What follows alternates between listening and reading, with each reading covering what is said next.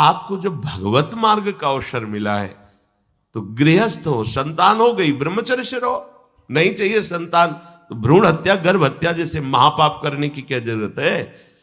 उसी वीर से संतान उत्पन्न होती है जिसको आप नष्ट कर रहे हो, जिसको आप ऐसे पानी में बहा रहे हो, व्यर्थ फेंक रहे हो, तो उसको भ्रूण हत्या का पाप लग रहा है, तो तुमको पुण्य लग रहा है, वीरपात कर रहे हो तुम्हें भी वही हत्या लग रही है, क्योंकि उसमें वही जीवात्मा है जो मां के गर्भ में जाके बालक रूप धारण कर लेती है, उसको तुम नष्ट कर रहे हो।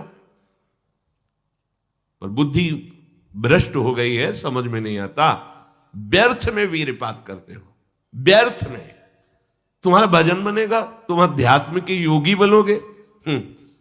मजाक है अध्यात्म का मार्ग। होश में हो जाओ, ये मन के दुलार को बंद करो। जब तक इच्छा ही नहीं भगवत प्राप्ति की, तो फिर तुम कैसे भगवत प्राप्ति कर पाओगे? भगवत प्राप्ति की इच्छा कैसे होगी जब तुम्हारी इस तरह से निंदनीय वृत्तियां हैं? इंद्रियों को दुलार कर रहे हो, मन को दुलार कर रहे हो, भगवत प्राप्ति चाहते हो, आचरण नीच और चाहते हो उच्च पदवी। सावधान हो जाओ। यदि क्षंतो ब्रह्मचर्यम चरंत, ब्रह्मचर्य बहुत बहुत आवश्यक है, सबके लिए आवश्यक है, स्त्री पुरुष सबके लिए आवश्यक है। आप उसको केवल भगवत प्राप्ति से ही मत समझिए। अरे जीना है तो ब्रह्मचर्य की आवश्यकता है, स्वस्थता की आवश्यकता है, प्रसन्नता की आवश्यकता नहीं। मरा हुआ जीवन, रोज सुबह शाम निकल रही, रोज जीवन जा रहा है, किस काम का जीवन? गया गई, रात्रि गई, दिन गया, समय जा रहा है। तुम्हारा उद्देश्य क्या है? तुम्हारे हाथ क्या लग रहा है? क्या प्राप्त कर रहे हो? विचार ही नहीं रह गए, विवेक ही नहीं रहे, पशुवत बस ऊपर चमड़ी में सुंदरता का लेप करके और मलमूत्रों के भांड में प्रियता करके पूरा जन्म नष्ट कर देना। कैसी धिक्कारमयी बुद्धि हमारी है। जहां हमें मुक्त होना चाहिए वहां मांग क्या रहे? कोई बिरला ही मुक्त होना चाहता है, वो बिरला वही होता है वीतरागाहा, जिसका राग नष्ट हो गया है, वो वैराग्यवान चाह करता है भगवत प्राप्ति की। जो भगवत प्राप्ति की इच्छा रखता है और ब्रह्मचर्य का पालन करता है, उसकी इंद्रियां शांत हो जाती है। सिद्धांत समझो। खूब भगवत भजन करो, चाहे गृहस्थ हो चाहे विरक्त। संतान उत्पत्ति की आवश्यकता है तो ब्रह्मचर्य नष्ट करो, नहीं तो गृहस्थ में भी ब्रह्मचर्य रहा जा सकता है। हर समय थोड़ी तुम्हारे अंदर विकार रहता है। बहुत सात्विक गृहस्थ हमने दर्शन की, बहुत सात्विक। पर अब तो ऐसा देखना सुनना बोलना खाना पीना हो गया है कि ब्रह्मचर्य तो एक स्वप्न जैसी बात है, कोई इसे धारण ही नहीं करना चाहता। उसका कुपरिणाम सब भोग रहे हैं, सब भोग रहे हैं। नई अवस्था है, पता नहीं चलता है कि इसका जीवन का क्या उद्देश्य है, ये जीवन क्या है, समझ में नहीं आ रहा। मतलब कोई बाहरी संसारी हो तो चलो, बेचारे को मार्ग नहीं पता है, रोज सत्संग सुनते हैं, उनको ये पता नहीं कि मेरा उद्देश्य क्या है। अभी तक कैसे यही समझ में नहीं आता, उद्देश्य क्या है तुम्हारा?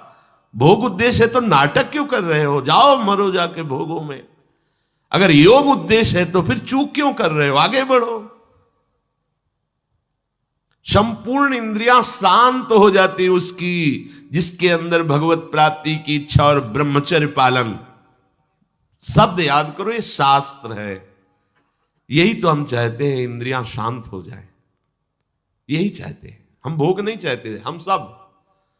हमारी इंद्रियों में जब वेग आता है तो हम परेशान हो जाते हैं, ये कैसे शांत होंगी? तो पूर्वाभ्यास रहा है, यही रास्ता रहा है कि जब वेग आवे तो इंद्रियों से भोग करो तो शांति मिल जाएगी, ऐसा। और ये उल्टा है, त्यागात शांतिरंतरम। भोग का वेग आए, सह जाओ तो शांत हो जाओ। पर उल्टा बात हमारी बुद्धि सिखाती है कि भोगों को भोगो तो शांति मिल जाएगी। और भगवान कह रहे, जिन्होंने रचना रची इंद्रियों की और भोगों की भी, वो कह रहे त्यागात शांतिरंतरम। तो उनका त्याग कर दो तो शांति को प्राप्त हो जाओगे। चाहते हम शांति ही है, पर हमारी दुर्दशा है। एक आदमी गंगा के किनारे शांत बैठा, गंगा की तरंगों में आनंद ले रहा था। उसका मित्र आया, ओ कैसे बैठे हो? शांत बैठे। अरे नहीं भाई, कुछ करना चाहिए। वो चुप, बोलो ना, कुछ करना चाहिए। करने से क्या होगा? कुछ करोगे तो पैसा मिलेगा। पैसे से क्या करेंगे? भोग सामग्री लेंगे। भोग सामग्री से क्या करेंगे? भोगेंगे। भोगने से क्या होगा? शांत हो जाएंगे। बोले तुम्हारी गलत बात है, भोगों से शांति तो प्राप्त नहीं होती। मैं अभी शांत बैठा हूं और तुम मुझे अशांति की प्रेरणा दे रहे हो कि कुछ करो, धन मिलेगा, उससे भोग मिलेगा और भोग के बाद शांति मिलेगी। ऐसा कभी हो ही नहीं सकता। भोगों के भोगने से अशांति और तृष्णा पैदा होती है। बस ऐसा ही मेरा मित्र मन है, ये सिखाता है, यही सिखाता है। हम शांत बैठना चाहते हैं, ये मुझे अशांति के मार्ग में लेकर शांति दिखा रहा है। संभालो, संभालो। सबसे चूक हो सकती है, चूक को संभाल ले वही साधक है। अगर चूक ना हो तो साधक थोड़ी, हो तो सिद्ध है। साधक का शब्द ही है कि वो साधना कर रहा है, उससे चूक हो सकती है, पर वो चूक पुनरावृत्ति में नहीं आनी चाहिए। एक बार चूक हो गई, संभाल लिया। भगवान उस चूक को चूक ही नहीं मानते हैं जो संभाल ली जाए। जो बार बार पुनरावृत्ति की जाती है वो अपराध है, वो दंड है, उसको भोगना पड़ेगा। कोई और दंड नहीं देगा। वही क्रिया, वही चेष्टा तुम्हें जला देगी, तुम्हें अशांत कर देगी। एक क्षण की चेष्टा पूरे जीवन भर के लिए तुम्हें जलन पैदा कर सकती। पूरे जीवन एक चेष्टा तुम्हें विमुख कर सकती है, पूरा जीवन बर्बाद कर सकती है। तत्ते पदम संग्रहेण प्रवक्षे, ये समस्त साधनों का आखिरी फल है। जब कोई भगवत प्राप्ति की इच्छा करके ब्रह्मचर्य, ये बहुत खास बात है, बैठा लीजिए आप सब। ब्रह्मचर्य की अत्यंत आवश्यकता है। बिना ब्रह्मचर्य के अध्यात्म की चढ़ाई पर नहीं चढ़ सकते हैं। आपको परेशानी इसलिए होती कि आप उसी का चिंतन करते हैं। चिंतन छोड़ दीजिए, अभ्यास के द्वारा ऐसा चिंतन कीजिए। ऊपर प्रभु ने वर्णन किया, अभ्यास योग युक्तेन चेतसा नान्यगामिना। अपने चित्त को प्रभु के नाम रूप में लगाइए। भोगों का चिंतन ही ना हो तो कोई परेशानी नहीं भोग त्यागने में। भोग त्यागने में इसलिए परेशानी है कि हमारा भोग चिंतन मुझे चैन से नहीं रहने देता। अंदर से देखिए, कोई भी भोग क्रिया होने के पहले उस भोग में तदात्म होता है और चिंतन होता है। क्रिया बाद में होती है, सब कार्य पहले हो जाता है चिंतन के द्वारा। अब चिंतन के द्वारा उससे जो सुखानुभूति हो रही, अब वो क्रिया में सुखानुभूति प्राप्त करना चाहता, वो है नहीं। फिर क्रिया के बाद फिर चिंतन, फिर क्रिया, फिर चिंतन, दुर्गति को प्राप्त हो जाता है। चिंतन बदल गया, फिर क्रियाओं का कोई महत्व ही नहीं रह गया, भोगों का कोई अस्तित्व ही नहीं रह गया। जिसका अखंड चिंतन चलता है, कोई भी विषय उस पर अपना प्रभाव नहीं डाल सकता। सब इंद्रियां शांत हो जाती हैं।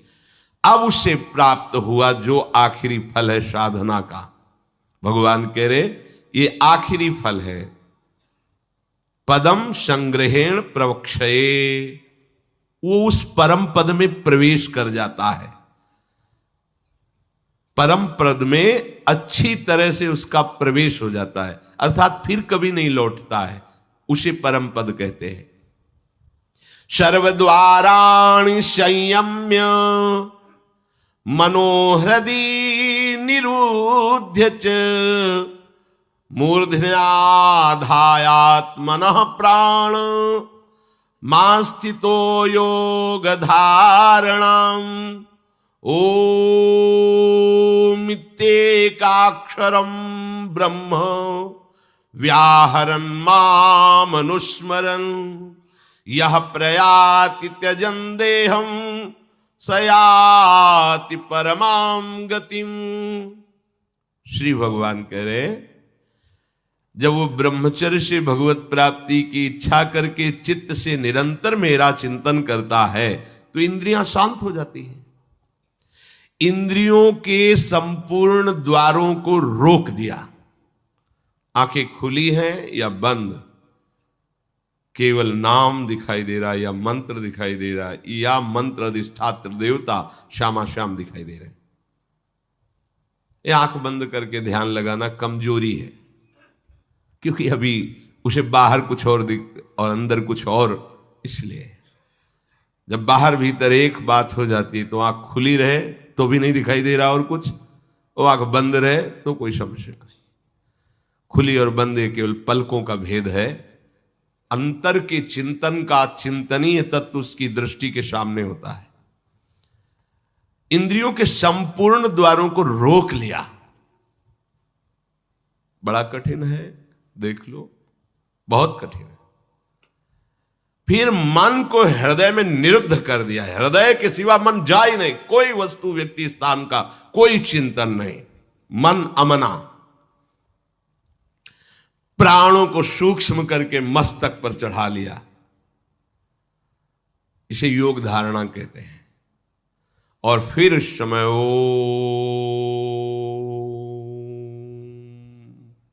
ये भगवान का नाम है ओम, ये ब्रह्म स्वरूप है। इसी से वेदों का प्रादुर्भाव हुआ है। वेदों का जनक है प्रणव ओम, आ उमा, इन्हीं से वेदों का प्रादुर्भाव हुआ है। बड़ी महिमा है ओम की। उद्गीत, एक अक्षर ब्रह्म का मानसिक चिंतन करते हुए माम अनुस्मर, मेरा स्मरण करते हुए वो जब शरीर छोड़ता है तो सीधे परम गति को प्राप्त होता है। आप घबरा जाएंगे नहीं? घबरा जाएंगे ना ये बात सुन के? समस्त इंद्रियों को रोककर मन को हृदय में निरुद्ध करके प्राणों को इतना सूक्ष्म कर लिया है कि ब्रह्मरंध में स्थापित कर दिया, और ओम उच्चारण करते ब्रह्मरंध फटा, परम गति को प्राप्त हुआ। ये है शुद्ध परम योगी की गति।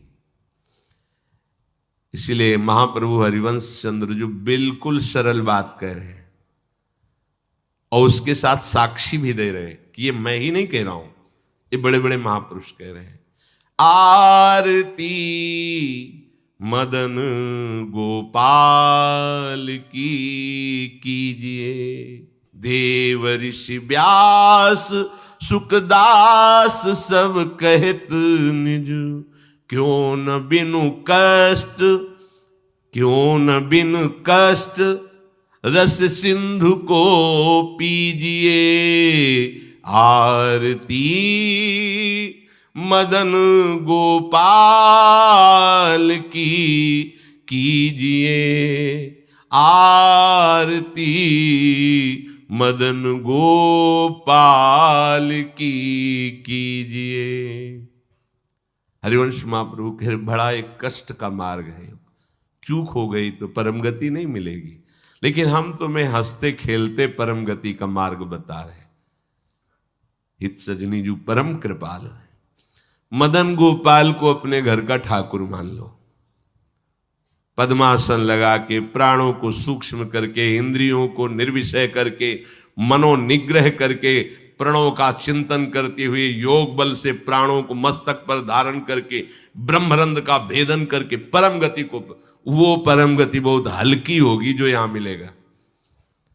इस परम गति को प्राप्त महापुरुष भी महारानी जी के निकुंज में झांक भी नहीं सकते, नहीं झांक सकते। बहुत दुर्लभ रस है ये।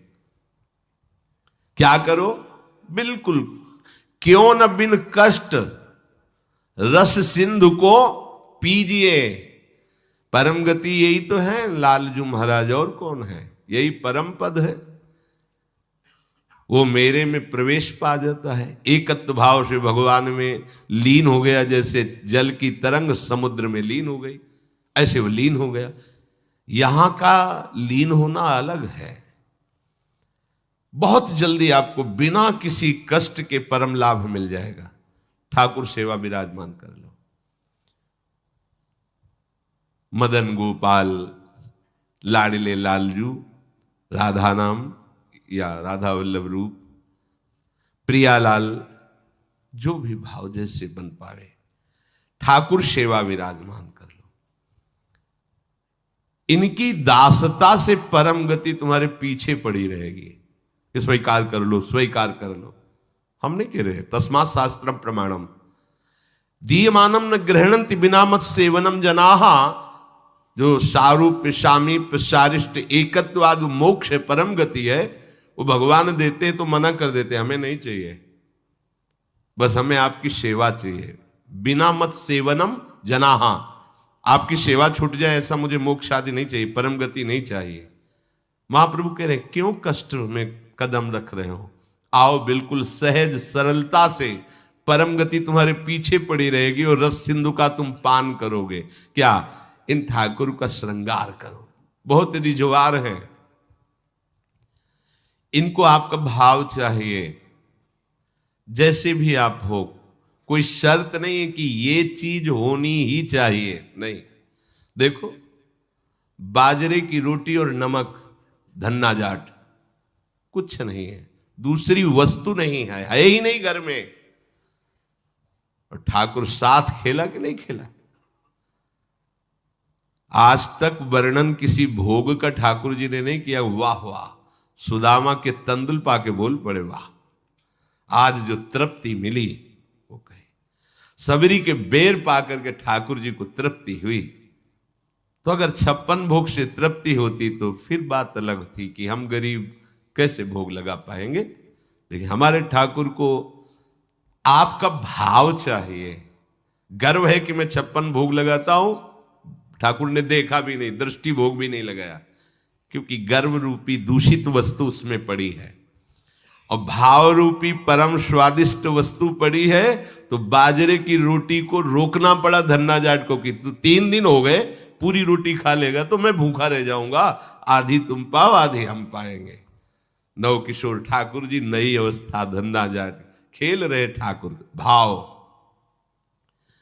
महाप्रभु कह रहे हैं मदन गोपाल का श्रृंगार करो, उनकी आरती उतारो। देव ऋषि नारद, शुकाचार्य, भगवान व्यासदेव जी आज बड़े बड़े महापुरुष कह रहे हैं यदि मदन गोपाल ठाकुर की सेवा की तो बिना कष्ट के परम गति, परम सुख तुम्हें वरण कर लेगा, बिना कष्ट के तुम परम सुख सिंधु में डूब जाओगे, विश्वास करो। हरिवंश महाप्रभु कह रहे हैं अगर करी धूप कुमकुम मलय रंजित, नौबर्तिका घृत सो पूरी राखो, कुसुम कृत माल नंदलाल के भाल पर, तिलक करी प्रगट यश क्यों न भाखो, भोग प्रभु योग भरी थार धरि कृष्ण पे, मुदित भुज दंडवर चवर ढारो, आचमन पान हित मिलत कर्पूर जल, शुभग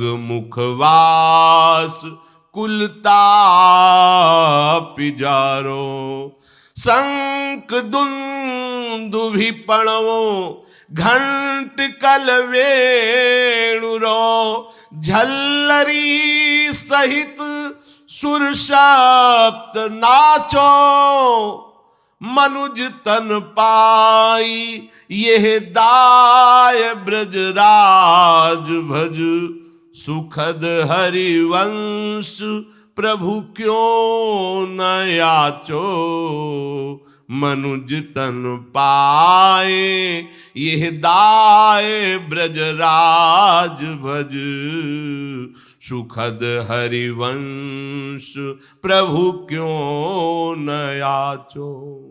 आरती मदन गोपाल की कीजिए, आरती मदन गोपाल की कीजिए। आरती सजाओ, ठाकुर को सुंदर सुंदर सुवासित जल से स्नान करा के, कोमल वस्त्रों से श्रीअंग प्रक्षालन करके, पोछ करके विराजमान करो, सुंदर पोशाक धारण कराओ, सुंदर धीमे धीमे चंदन घर्षण करो, केसर कपूर डाल के ऋतु के अनुसार धीरे धीरे इसलिए मोटा ना हो, स्थूल होगा तो पत्रावली ठीक नहीं बनेगी, पत्रावली करो।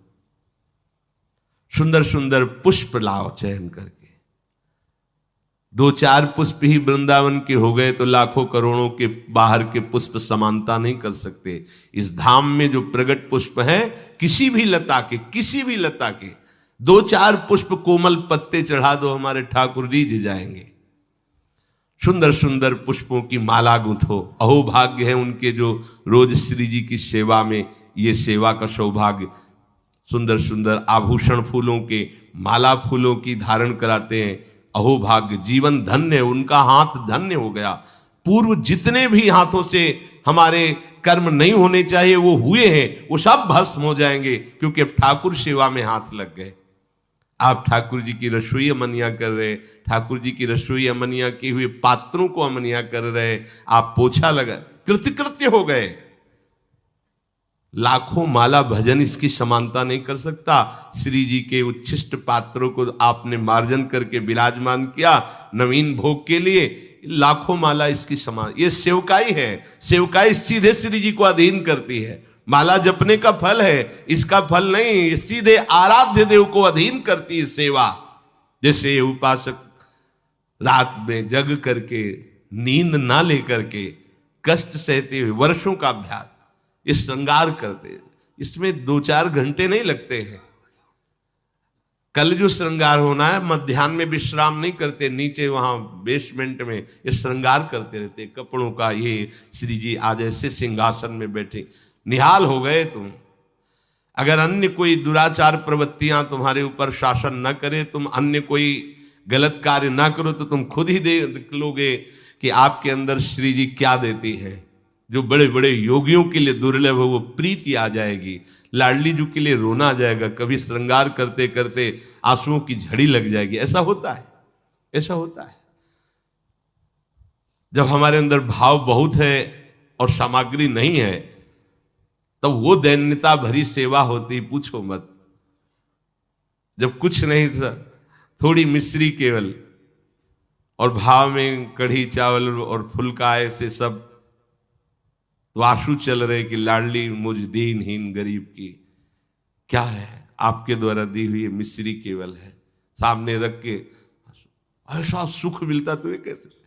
बिहारी जी के सामने से 4 डलियों से फूल मांग लिए, 1-1, 2-2 ऐसे फूल दे दिए, श्री जी के लिए फूल दे दिए तो दे देते थे माली जन। आके जब उनकी पंखुड़ी करके शयन के ऐसी छोटी सी गादी लगाते और श्री जी को विराजमान करके ऐसे चल, कैसे वो सुख तुम्हें कैसे वर्णन करें। बड़े बड़े योग सिद्धांत भी जहां प्रवेश नहीं पाते, वो ये बात है।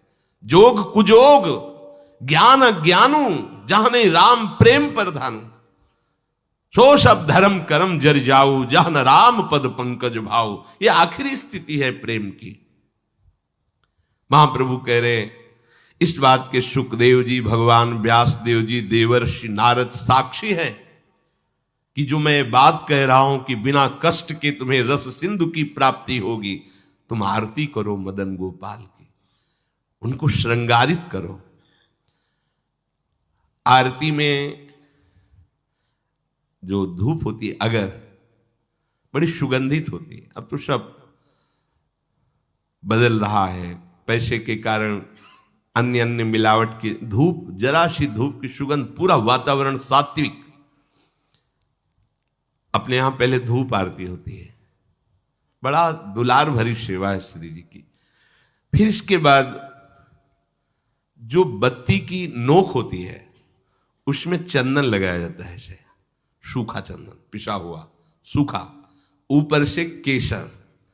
तो वो हल्का सा केसर पर लिए हुए चंदन, क्योंकि जे भी हम प्रज्वलित करेंगे तो पहले धुआं ना निकले, सुगंध निकले। इसीलिए महाप्रभु कह रहे हैं कि कुमकुम मलय रंजित बर्तिका, 9 बर्तिका जिसमें चंदन बुरा, ऐसे, क्योंकि घी लगा होता है वो चिपक जाएगा। फिर केसर पिसी हुई, ऐसे। तो जे भी हम अग्नि प्रज्वलित करेंगे तो धुआं नहीं निकलेगा, उससे चंदन की सौरभ, ये भाव की चीज है। बोले मलय, कुमकुम मलय रंजित 9 बर्तिका, कैसी घृतसो पूरी राव, घी से सनी हुई पूरी। कुसुम कृत माल नंदलाल के भाल पर तिलक करी प्रगट यश क्यों अहो भाग्य। आप चंदन घिसे श्री जी के लिए, फिर उससे आप श्री जी को तिलक रचना कर रहे, पत्रावली लगा रहे, अहो भाग्य। ये बड़े भाग्य से सेवा का सौभाग्य मिलता है। पूज्य पादुड़िया बाबा, भजन करना भी बहुत कठिन बात है, लेकिन भजन किया जा सकता है, पर सेवा करना बहुत कठिन है, क्योंकि सेवा में सुख की चाह का नाश होता है। सेवक सुख चाह, मान भिखारी, व्यसनी धन, शुभ गति बेविचारी, ये तो मूर्खता है। सेवक सुख की चाह करे नहीं, सेवक सुख देने की चाह रखता है। भिक्षुक मान त्यागी होता है, बैरागी मान त्यागी होता है। सुंदर सुंदर फूलों की माला प्रभु के गले में धारण करवावे, सुंदर तिलक रचना करे। तिलक रचना और माला धारण करवाते समय यश क्यों ना भाके। जैसे आप श्री जी का श्रृंगार कर रहे हो तो आपको गुनगुनाना चाहिए अंदर, ब्रजनव तरुणी कदम्ब मुकुट मणि श्यामा आजू बनी, नख शिख लो अंग अंग माधुरी मोहे श्याम धनी। ब्रजनव तरुणी कदम्ब मुकुट मणि श्यामा आजू बनी। पत्रावली। यो राजत कवरी गुंथित कच कनक कंज बदनी, चिकुर चंद्रिकन बीच अर्ध बिदु मानो ग्रसित फनी। या आवत श्री वृषभानु दुलारी। पूरे पद में प्रथम उबटी मत जन कर सज्जित नीलवर, श्रृंगार के पदों का क्यों गायन नहीं कर रहे। आचार्य चरण कह रहे, जब आप श्रृंगार कर रहे हैं श्री जी का तो पद गुनगुनाना चाहिए। श्रृंगार के बनी वृषभानुनंदिनी आज भूषण बसन, विविध पहिरे तन पिय मोहन हित साज। बहुत से श्रृंगार के पद हैं, गुनगुनाना चाहिए। तिलक करी प्रगट यश क्यों न भाखो, क्यों नहीं तुम गायन करते। अब आप तिलक रचना कर रहे हो, बातें प्रपंच की सोच रहे हो या कर रहे हो, ठीक बात नहीं है। अभी तिलक रचना ठीक नहीं हुई। जिनकी तिलक रचना कर रहे हो उनके यश का, उनकी सुंदरता का गायन करते हुए फिर कह रहे हैं महाप्रभु, इसके पश्चात भोग प्रभु योग भरी थार धरी कृष्ण पे। जब हमने श्रृंगार किया, आरती तैयार करके विराजमान कर दी। सेवा में एक क्षण का भी विलंब नहीं होना चाहिए। आपको पता है धूप के बाद श्रृंगार आरती होगी, तो धूप होते होते श्रृंगार आरती प्रज्वलित हो जानी चाहिए। धूप की जेव ही पदावली संपन्न होने जा रही श्रृंगार आरती ऊपर, इसके लिए देखना पड़े तो सेवा में प्रमाद माना जाता है। सेवा में स्वामी की सेवा की आवश्यकता के पहले सेवक सेवा सौंज लिए खड़ा है। ये नहीं आरती कहाँ है, आरती, अरे आरती तैयार करो, ये नहीं, ये प्रमाद स्थिति है। इसलिए सबसे पहले प्रभु ने कहा है आरती तैयार कर ली, श्रृंगार किए हुए प्रभु को तिलक लगाए, माला पहनाए, अब भोग लगा। आरती तैयार है पहले से, जैसे उस दिन त्रुटि नहीं, ये विलंब नहीं, सेवा में प्रमाद नहीं। स्वामिनी जी के मन में बाद में आता है, सखियां पहले सेवा सौंजे करती, आज ऐसा होगा, पहले ही पता है उनको। तो आपको तो पता है ना, पहले धूप के बाद श्रृंगार आरती। अब भोग, भोग प्रभु योग भरी थार धरी कृष्ण पे। योग में दो भाव होते हैं, एक होता प्रभु के योग्य भोग। ऐसा नहीं कि तुम अपनी मनमानी की प्याज लहसुन छौके प्रभु का ही सब बनाया हुआ है, सब मूर्खता नहीं। फिर प्रभु के बनाए हुए और भी कुछ हैं जो तुम नहीं भोग पाओगे। दंड विधान, नरक, रोग नहीं भोग पाओगे। भोग प्रभु के योग्य लगाओ, जो हमारे प्रभु नहीं पा सकते वो हम नहीं पा सकते, इसलिए प्रभु के योग्य भोग लगाओ। शास्त्र सम्मत, संत जन सम्मत, जो प्रभु को भोग लगाने योग्य पदार्थ है वही भोग लगाना चाहिए। बहुत उद्दंडता सेवा में नहीं होते। प्राय प्रभु ने ही तो बनाया, प्याज लहसुन हम उसको भोग लगा देते हैं, तो क्या है, उन्होंने ही तो बनाया है। हाँ, उन्होंने नरक भी बनाया है, तो आपको घुमा देंगे तो क्या परेशानी होगी। आपको थोड़े दिन रख लेंगे नरक में तो आपको कोई परेशानी, फिर परेशानी ही परेशानी है। कैंसर भी प्रभु ने बनाया है, किडनी फेल भी प्रभु ने बनाया है, हार्ट, बड़ी समस्याएं, तो समस्याएं भी तो प्रभु ने बनाया है। होश में भोग प्रभु योग भरी, प्रभु के योग्य जो पदार्थ है वो थाल में रखो। दूसरा आध्यात्मिक आंतरिक भाव, योग कहते हैं अपनेपन का। इतना अपनापन हो कि मेरे लाडले हैं। अब कैसे, जैसे मां अपने बच्चे को जब भोग पवाती है तो क्या अच्छी से अच्छी वस्तु पवाती है। कोई चाह होती है क्या? चाह एक ही होती है, भरपेट बच्चा पाले। पूरा दूध खाली करो, खाली करो, नहीं खाली करोगे ना बाजार नहीं लिवा जाएंगे, तुम्हारे लिए वो चीज नहीं लाएंगे। फिर और अगर नहीं खा, एक थप्पड़ मारा पूरा। वो रोष प्रकट कर रही काय के लिए? पूरा खाली करो दूध, अभी तो इतना कम पिया है। और उसकी भाव दशा को देखो, कितना प्यार भरा है। क्यों? अपनापन है ना, मेरा लाला है तो मेरे लाडली लाल है, मेरे लाल। अपनापन, इतना गाढ़ अपनापन कि कहीं अपनापन रह न जाए, ये प्रभु को भोग लगाना होगा।